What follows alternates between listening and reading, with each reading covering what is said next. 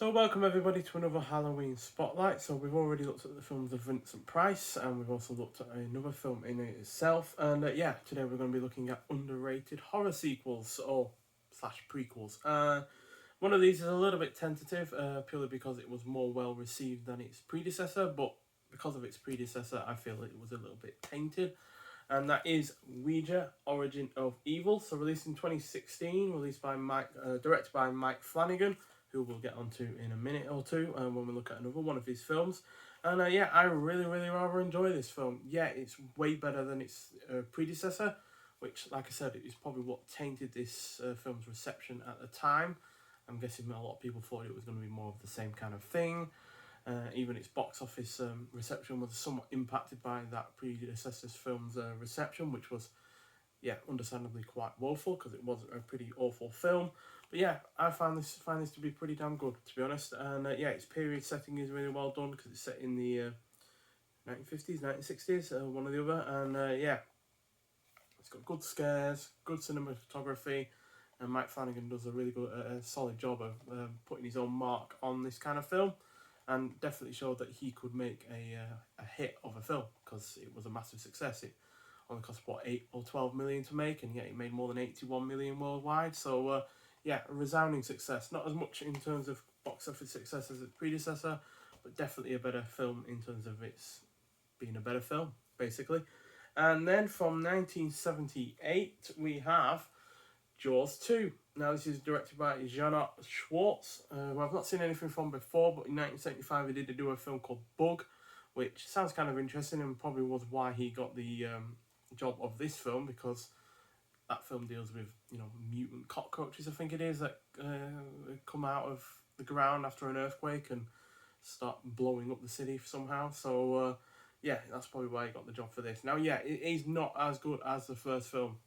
Not by any stretch of the imagination. It's nowhere near as much of a classic, and yeah, you could easily just wipe it off or, disregard it as just a cash-in, which it probably was. But as far as cash-ins go, it's still a pretty good one. It keeps most of the same cast that at least survived the previous film. And yeah, Roy Schneider is as good as ever, and yeah, it's still enjoyable in its own kind of way. Not perfect by any means, but considering, the huge success of the previous film and no doubt the massive expectations of what a sequel could be like, I feel like it does a worthwhile job.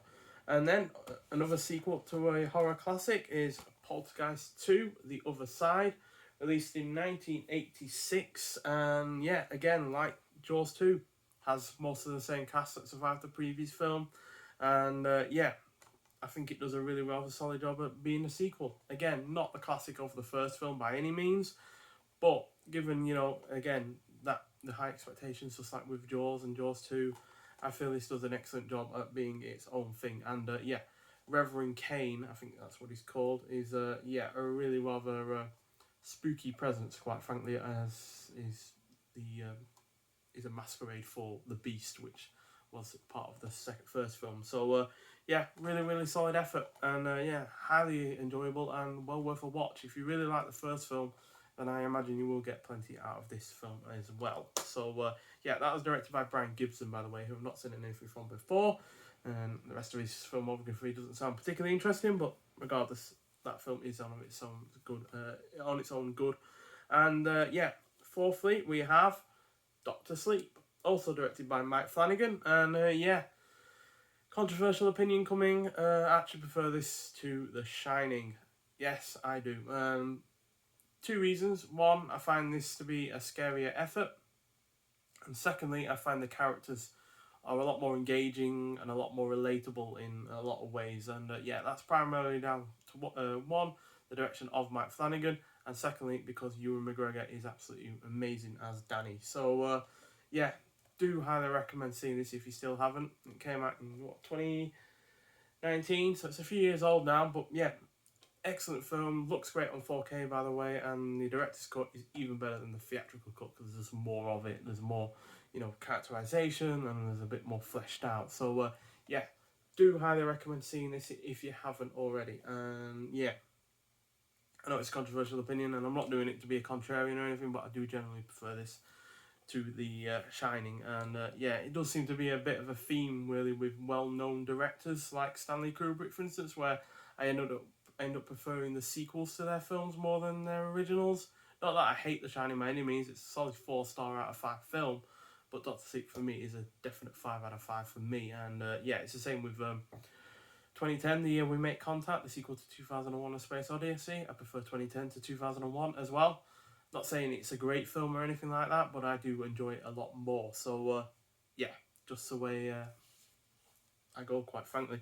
And another controversial opinion, no doubt, is the fact that I prefer The Exorcist 3 to the original. Now, granted, the second film was absolutely dreadful, no doubt about that, easily the worst of the three. But yeah, William Peter Blatty, who also directs this, as well as does the script, as he did with the first film, does an excellent job in the director's chair, excellent job at being the script writer, and yeah, does the wise decision of completely ignoring the second film, and is a direct sequel to the first film, set 15 years after. And yeah, this was released in 1990, so yeah, right at the end of the whole horror slasher kind of, you know, boom of the 80s and the like. But yeah, this is definitely way scarier than any of those kind of films, and yeah, it's scary in its own right. And yeah, fantastic cast as well of George C. Scott, Ed Flanders, Nicole Williamson, George Scott Wilson, yeah, that's it, and Jason Miller and Brad Dourif are all excellent in this as well. And yeah, the cinematography is on point. It's got one of the best jump scares ever in a film, and yeah, it does a really good job of making you imagine the horror rather than just showing you the horror in of itself,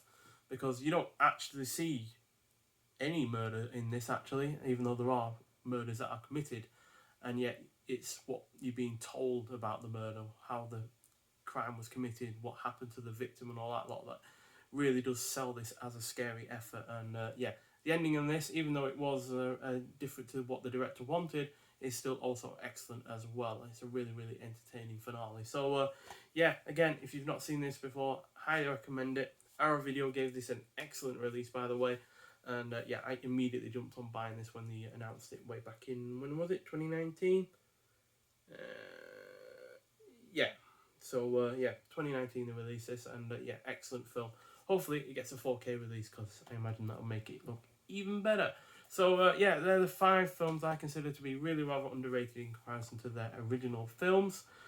Although obviously Ouija isn't underrated in terms of its original film, it's underrated in terms of how people received it, considering how woeful the reception of the first film was. But still, I do feel like it's an underrated film even in its own right. So yeah, if you've seen any of these films, I'd like to hear your thoughts on them. If you haven't, then like I said, I do highly recommend all of them. They are all good in their own right. And yeah, nonetheless, thanks for watching, and I'll see you in the next one. Bye.